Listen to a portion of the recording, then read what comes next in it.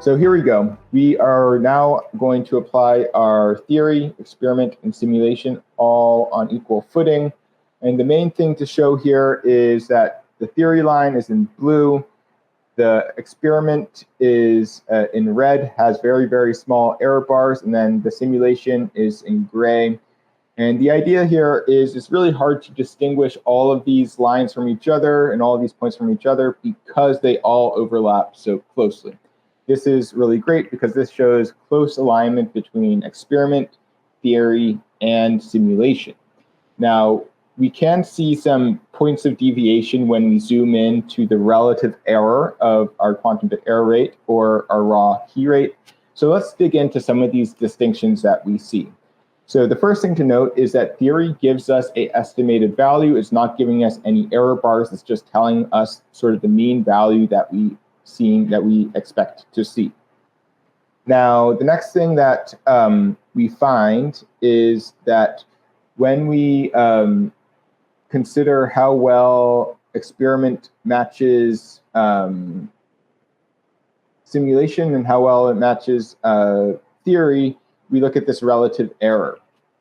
So what we find is that the relative error of our qubits or of our simulator has pretty wide error bars on it when we're at these small coincidence windows. So the reason we see these larger error bars at smaller values is because we don't have many samples. Our simulator is a Monte Carlo process, is statistical or stochastic, which means when we have a very, very narrow coincidence window, we don't have many examples of coincidences. When you have fewer samples, we have larger error bars. The experiment gets around this because the experiment can just integrate for a longer amount of time, and the experiment operates much faster than simulation. This means that we can get more samples from experiment. Theory gets around this because it doesn't actually sample. It just presents a mean value that we should expect to see. Now, a second comment to make is we can look at the relative error between the theory and experiment and simulation experiment. And you see at different regimes, we kind of have different behaviors.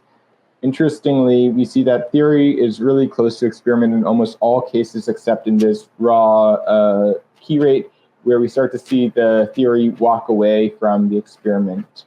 Now, the reason it walks away is that there was this assumption that we made there's an approximation in our theory that doesn't hold as the coincidence window gets larger. So we start having fewer and fewer of these losses that we have a larger coincidence window, which causes more accidental coincidences. However, it changes our statistics a little bit, and that causes error in our theory. So as we get out of regimes where the theory is accurate, it's going to start deviating from our experimental simulation or experiment. Since simulation doesn't make those same assumptions, it just actually calculates the messy mathematics. It actually is more accurate in these regimes.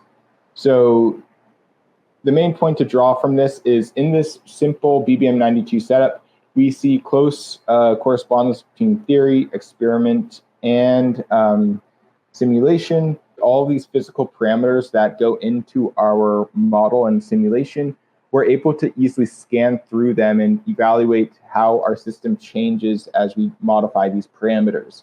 This is something that we can't do in experiment because hardware has a particular physical parameter associated with it. So that's why the experiment bars in these plots are just a singular point that lies along these curves. So what we see here, though, is our experimental point always lies right on this curve, very close to our simulation and very close to our theoretical estimate. Now, as we scan through all of these physical parameters, once again, we see close correspondence between theory and simulation. The reason there is close correspondence is because the theoretical curve lies within the error bars of the simulation curves. Now, the other thing to note is some of these plots are on log scale. So if you look at the y-axis, it's actually a log axis and not moving linearly. What this means is as we get down lower, the error bars will also get wider. This is just an artificial magnification of the error bar, not an indication that there's actually any more error.